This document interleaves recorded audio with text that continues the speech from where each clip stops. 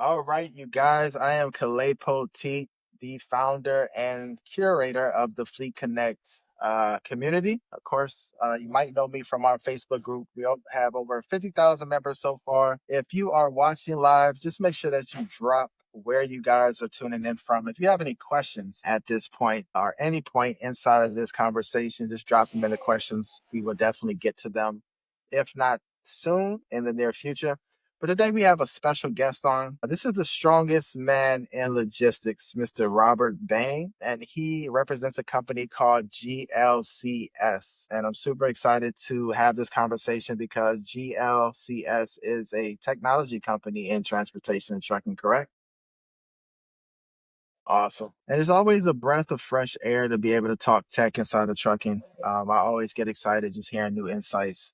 So I'm always excited to have these type of conversations. But Robert, great to have you, man. Can you kind of just give the audience maybe just clear background on how you got into logistics and trucking, and then just kind of share a bit about your role and how it fits into the bigger picture over at GLCS. Absolutely. Well, my name's Robert Bain. For those who don't know me, yes, I'm the strongest man in logistics. At least that's what the internet says. My role at GLCS, I am the director of partnerships and I'm a senior consultant. I've been around the space for about 20 years, a variety of asset and non-asset roles. Most of my time has been spent on the non-asset side, but I did run a trucking company for about 5.5 years. Had my CDL, slung trailers around. It was great. How I got into the space was completely by accident, which I think a lot of people kind of relate to. But mine really was I just wanted an office job, and I found one, and it worked out great. It's a whole story. I won't go into all that just yet, unless we really want to dive into it. But ultimately, it was the best thing for me and for my family. And as my personal life has evolved, it's been awesome to have an incredible group of people around me, and the opportunities provided me and my children and everyone around me has been incredible. Definitely not what I expected my life journey to be like, but man, it's been awesome.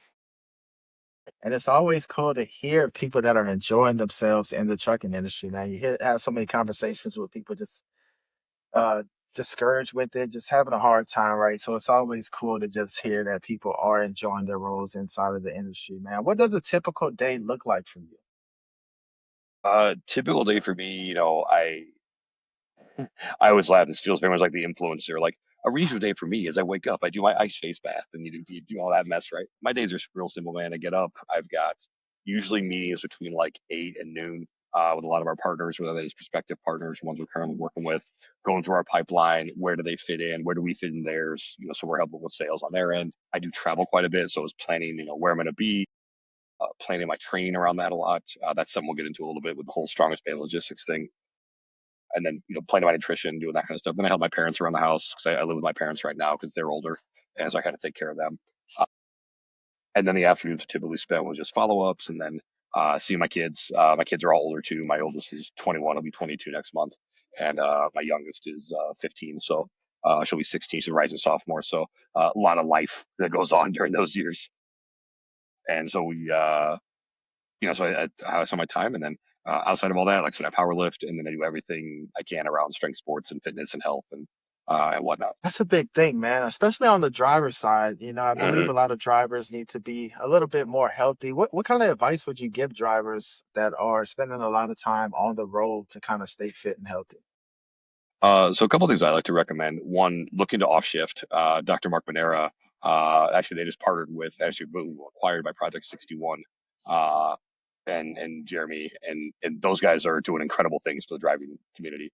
All free resources, and it's everything from workouts to nutrition to you can literally plug in like this is my route, and they'll tell you what truck stops to stop at. Here are the healthy options for you. A lot of it really does start with that nutrition piece and just moving. If you can get slightly healthier choices. I like to do the 80-20 rule. Like 20% of the time I eat like a complete jerk. 80% I eat pretty decent. But again, every day there's movement. Every day there's something because ultimately like you're trying to counteract realistically 12 hours in that seat. Because even if you're not on duty, like you're still in the seat, right? So you're trying to counteract that with, something else. And so you've really got to be deliberate about that. And so no different than how a driver, a professional driver plans out their route for the day.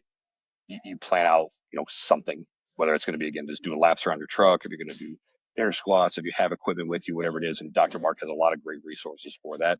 And so that's the first thing I always point people to. If that's not an option for you or whatever, just reach out to me. I provide programming for a lot of drivers. Um, Give them the stuff they need. I can do it again with no equipment, some equipment, point in their direction to get stuff that'll be minimally weighted to their vehicles. So they don't have to worry about payload, all that kind of stuff. There are a ton of resources out there for drivers, but ultimately it is just you have to decide. Like, is the pain of being out of shape worse than the pain you're going to go through to get in shape? And once that those two things outweigh each other, then you're golden. Until they do, you're just gonna keep starting. Yeah, 100%. Got to make that commitment, right? We had Mhm. a chance to. We're hoping to get Dr. Mark on, hopefully next week. I know he's super busy, but we definitely want to cover that piece just to be able to help out drivers, stay healthy on the road. I think that's a big thing. 100%. And what they're doing and what Off Shift offers, it's really incredible, like what it offers for drivers. So I cannot Right. recommend that. Perfect, perfect. We can't wait to get that out then. As far as shifts, what major shifts are you seeing inside of the industry right now? So there's a couple things. So you can talk about like market shifts is one, right? Where we've seen this downside of the market. We see rates are low, we see fuels high, we see volumes are pretty steady, honestly, but you see a glut of capacity because a lot of people got in the industry during that 2020 and 2021 rush. And it hasn't dissipated yet. So that's something we're kind of waiting on is that culling of capacity, and because that's the cycle the industry always goes through. So there's a bit of that going on.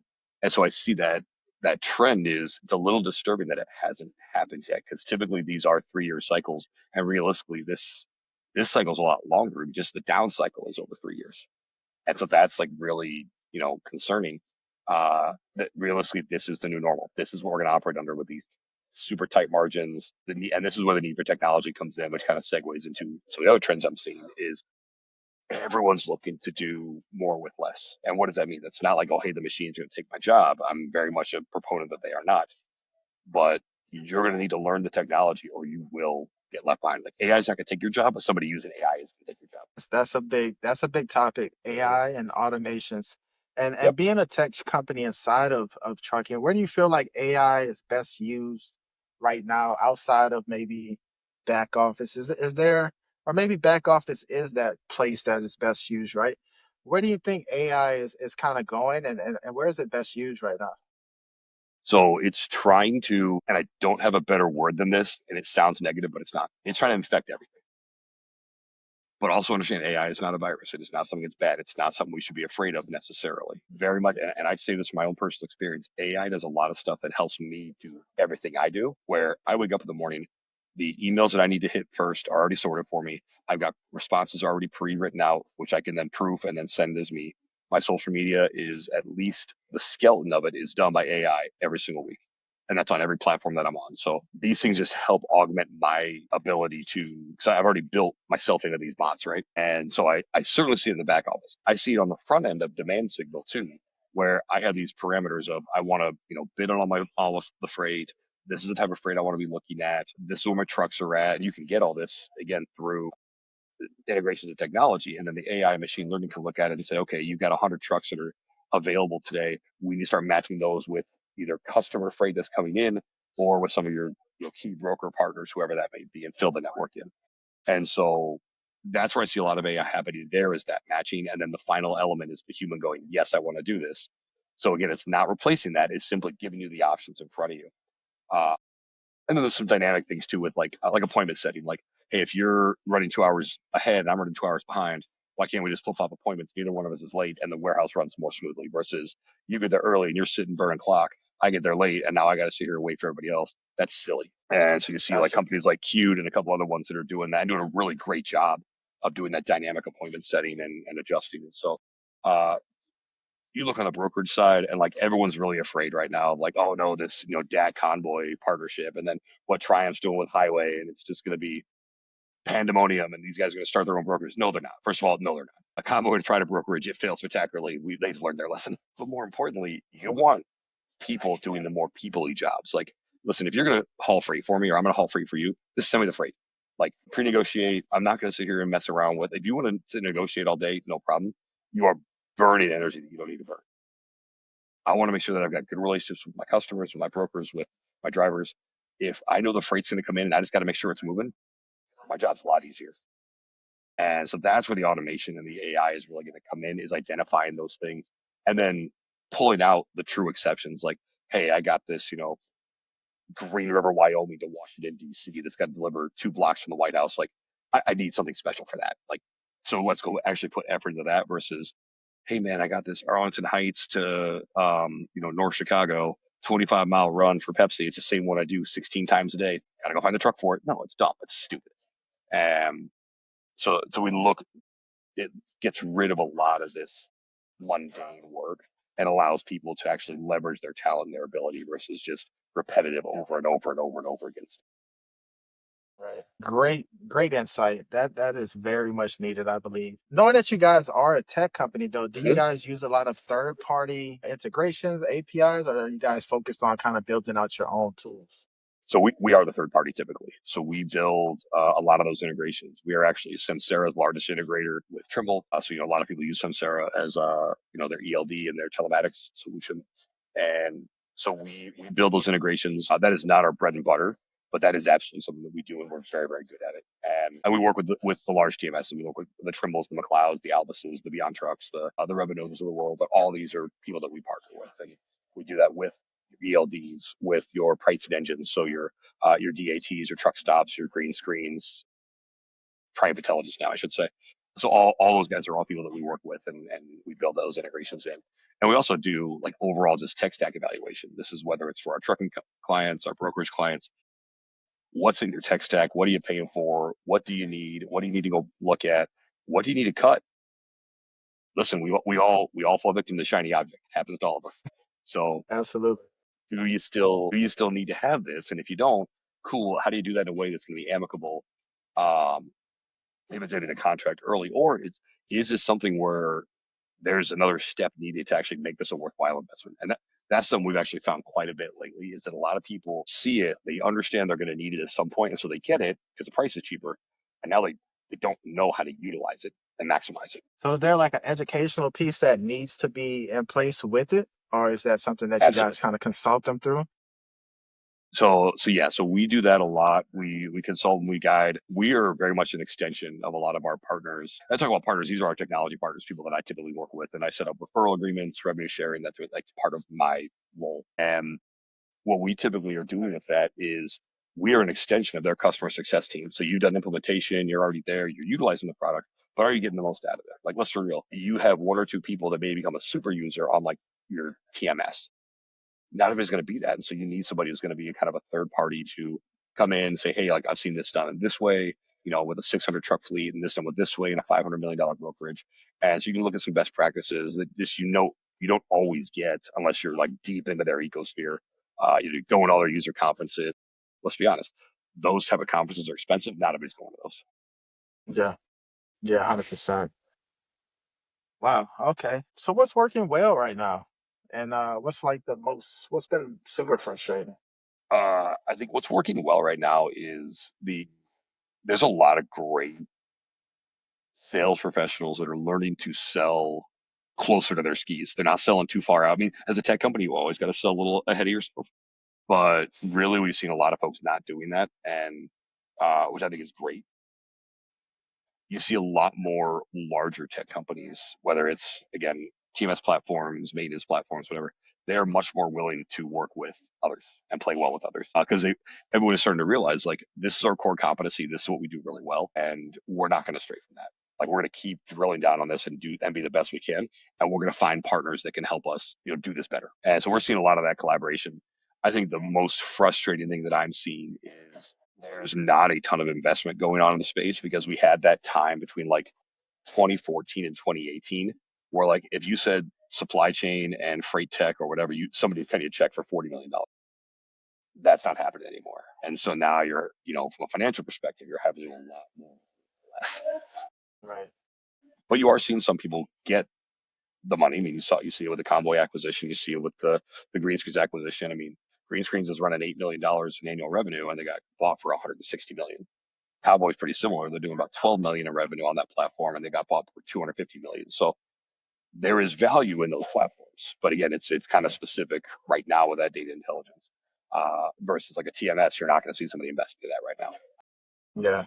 Okay, got you. And which metrics are you most focused on improving? So a couple that really get me excited are overall cost to serve. This is very brokerage focused, but it easily translates to a trucking company.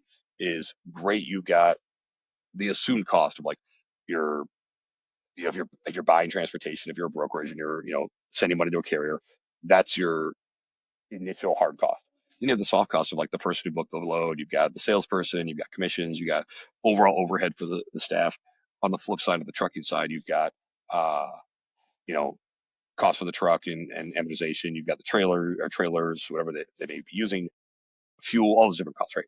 So overall cost to serve is something that I'm really excited about because when you know that, it gets real easy to scale, really, really easy to scale.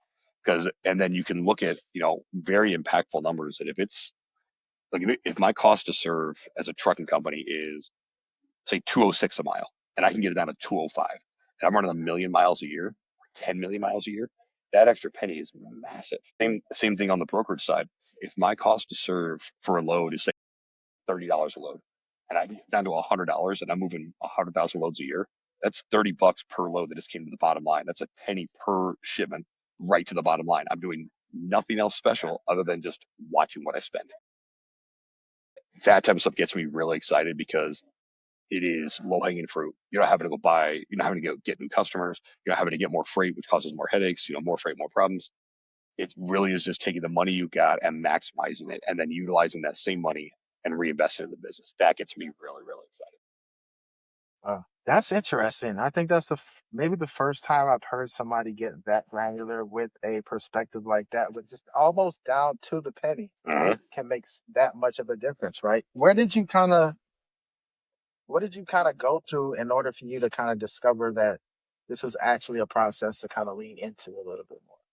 So I had an acquaintance of mine, a guy who's, for a long time we were really good friends. Just it kind of lost track, but Ryan Schreiber, he's another great voice in the industry, and he kind of kicked me to that metric. And as I started to explore it, I'm like, this is a really, really important metric, and people need to see this. So I started kind of singing the gospel, so to speak, of cost to serve. Because again, if you look at, and this is really a big thing when I talk about capacity, and when you go out and you build a capacity network as a brokerage or as a trucking company, um, utilizing the same carriers over and over and over again, your cost to serve exponentially goes down because what you're doing less effort, you're checking on more loads, like even just the manual labor is much less. And so it's one of the big proponents I make of like continue to reuse the same carriers unless you absolutely have to use somebody else because it's the evil so to speak. So again, it reduces that cost. And so when you reduced overall cost, you reduce overall effort, people are still going to put forth the effort because then they see, well, I just did the same amount of effort and covered 10 loads versus one. I go do this again because what does that hit if I have variable compensation as a carrier sales rep or as a dispatcher, I now get more money for the same time I'm putting in to work. I like that. Yeah. Like I can automatically give myself a raise. And so everyone kind of wins when you understand cost to serve and how you can, do more with less. Okay. That's very interesting. I think there needs to be another piece about that specifically by itself. That's got to pay for. Can't give away all the secrets. No, totally understand that, man. That sounds like it could definitely help a lot of people for sure. Just curious though, what do you think? Because it's usually tougher for a lot of new carriers. What can new carriers do to, I guess, get a little bit more traction earlier? First things first, if you don't follow him, go follow Adam Wingfield right now. Like if you're listening to this right now, go on every platform that Adam puts out. That man, I think, does more for small and medium, specifically like one-off, two truck carriers. That is that man's passion, and he does incredible things for them and understanding same thing their cost to serve, where to go get direct customers. Let's be real. Do you want to work with brokers all the time? Absolutely not. You don't really have an option necessarily unless you have an in somewhere. And he breaks it down on how to do that. So that's one of the first things I tell people to get that traction. Second thing is like menu. You got to be a hustler. Being a driver, being a professional driver is an incredible skill, and it's not something I ever want to downplay. But you have to understand if you now have your own MC, you are now a business owner too. And business owner thought process and truck driver thought process are two different things. You've got to figure out the harmony between them. And so you've got to again, you have to learn a lot of new skills of when it comes to accounting. And it's not just basic, did I balance my checkbook? There's a lot of things you got to be looking at. You look at amortization, you look at, finance charges, how cheap or how expensive is money right now. All these things are things that people have to look at. And that's before you even turn the truck on.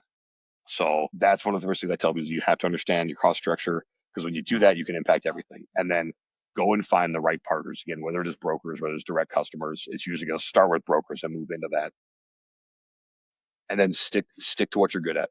Like you can develop other competencies, but if you've got a core competency, stick with that and really drill into that. And that's where you build up your bank. And then you can give yourself a little more leeway to, you know, take some gambles, take some risks, and grow the business. I love Adam. He's we've been following Adam. He's been a part of our community, I think, from like day one. That's my Uh, dude, man. He's one of the realest ones out there. and we were like testing his, I think it was called Inno Portal at the time, before he switched it over. Yeah, I sat in on one of his trainings of about a couple months ago, and kind of blew me away, man. And yeah, he's definitely a great person to know and be involved with. 100. And he's just a great friend. I mean, like he and I Yeah, text each other about a lot of stuff. Like he's also a fitness guy, so we talk about that and everything. But like, yeah, yeah, it's one of those things where we both go to each other for like life stuff, and so yeah. he's one of the I'll sing his name from the mountaintops whenever I get a chance to. Absolutely, man. Yeah, I see on Instagram he's been working out a whole lot. So that's perfect, man. I love to see people just staying dedicated to feeling better, staying healthy, and just being committed to that movement for self preservation, Absolutely. right? Well, cool. I just had one other question. As far as because we focus more so on the AI part of building infrastructures into trucking businesses, as far as the driver recruiting, Mhm. the qualifying drivers, owner operators, the follow up process, and then also the onboarding. Have you seen any other, I guess, AI tools out there that's kind of doing well in that space? As far as the driver recruiting, I see a couple folks that are doing that. It's more uh, the outreach to drivers. As soon as a driver applies, and it really is like, especially if they go to these sites that'll get their application out to like 10 trucking companies, right? First one in wins. And so I see a lot of the bots that'll call like, hey, so you put your application in, and some of these voice bots are getting pretty good. Um, but it ultimately is still that human thing. Like you want to talk Yeah, to a person, and the bot can only do so much, and so there is an inherent distrust of that initially. But yeah, I think that's waning too because you've got, I mean, people that are you see a lot of driver population is like my age, right, like early 40s. And we've grown up with technology. Like we may not necessarily embrace all of it, but we've grown up with it. Versus like the 60-year-old population, which is still heavy in trucking, they really didn't. Like they really didn't want to get smartphones and kind of been forced to now. So so it's definitely there, and I think it's definitely a continued work in progress, especially with the vetting part, because so much of what is being done is it's a yes no. It's a very binary, question system. So, hey, have you ever had a felony? That is not a disqualifier for a lot of companies, but sometimes you got to put yes or no, and that is a disqualifier by the AI. So that's kind of a challenge for a lot of people, I think. So there's still a lot of work to be done, but ultimately, like this is going to help accelerate some people through. But we have to just kind of keep our eyes on the people that like either they are starting over again or they have a different background than we're usually used to and they need an opportunity. And so we need to figure out a way, and I do not know what that answer is from a vetting and application perspective, to still give those people a look. Does that make sense? right, right. Okay, so do you feel like maybe being able to have a process where you can parse CVs or resumes and be able to score and kind of classify drivers as they come in? Or would that kind of help? And then having more of an extensive knowledge base to be able to bounce data points off of in order to kind of enhance that scoring? Do you think that's something Yeah, that might be able to do? I think that could be a great benefit. I think there needs to be some type of thing that's going to say, okay, like you were associated with this trucking company and they were a bad actor for whatever reason. Like we don't know why, but they are. I know there are drivers that get penalized for that because you were with this company and absolutely will never, because they had too many accidents. Our insurance company won't insure you, even though you weren't anything a part of it. So I think it's a that would be a help. Like, hey, these are your A guys. Like everything checks out. Great. Talk to them first. But listen, every now and then you got to dig a little deeper and you got to see like, is there a diamond in the rough somewhere? I'll tell you, I had one of those when I ran my fleet. Everything from my insurance vetting, everything said no, no, no, no, no. I sat across the table from this man, and all he said is like, "You give me a chance to be the best driver you ever had." And I tell you what, Dre to this day is the best driver I ever had in my fleet. That is insane, man. So that definitely changes the dynamic for sure. Yeah.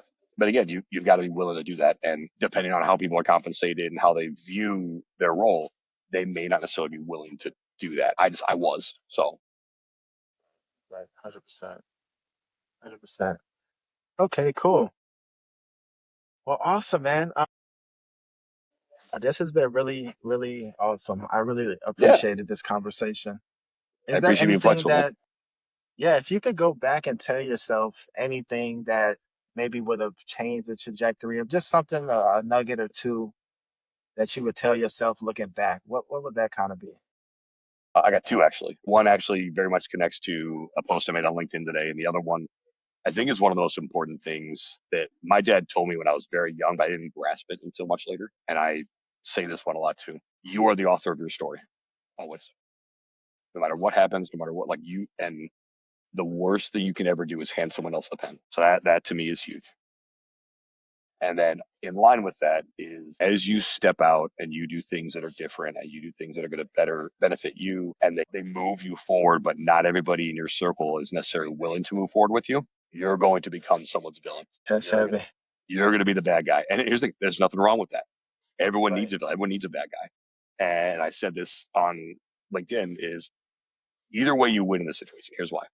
Either they elevate and now you have someone to compete against and you both win, or you leave them so far behind they never even hit your radar again and you still win. So Win-win it's a really good thing. situation. Yeah. Yeah. Yeah. And it always comes back to, and where I pulled this from was one of my favorite wrestlers growing up, because I love pro wrestling, was Scott Hall, Razor Ramon, as I remember. Ramon, yeah. And his retirement speech is one of the best ones out there, or his Hall of Fame speech, I should say. And so I always end, with anything else you want to say, I end it with this always. Hard work pays off, dreams come true, bad times don't last, but bad guys do. So be the bad guy. Love that. Love that. Love that. Okay. Wow. That's definitely I don't know if anybody would be able to top that one. Mr. Bain, I appreciate it Thank you, so sir. much. This has been a blast. Where can people find you? How can people get in touch with you, whether they want to, talk health, whether they want to get in shape, or just anything at all? How can they find you? Yeah, you want to talk fitness? You want to talk the fitness of your tech? I'm your guy. You can find me on LinkedIn, Robert Bain, strongest man in logistics. You can email me, rbain, it's first letter R, BAIN, at glcs.net. If you want to watch the fitness scene, you can go on Instagram at Bain316. You'll see me do some stuff that most people only have nightmares about. Uh, but yeah, it's pretty cool. Nice. Well, you guys heard it first. If you do have any questions, put them in the comment section. I know you guys do.